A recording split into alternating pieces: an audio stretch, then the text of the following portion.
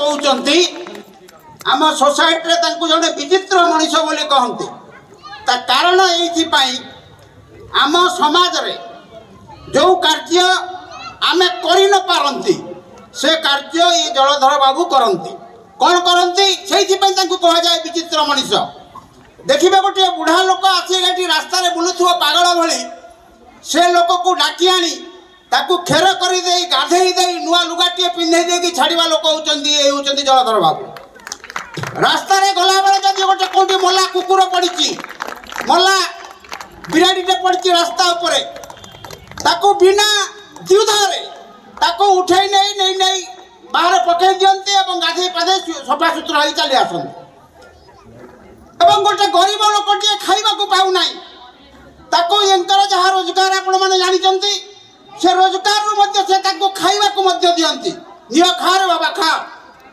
पोशाक खंडे दियंती ने पीनी यही कार्य करवा साधारणतः एत सहज कथा नुहे जड़े व्यक्ति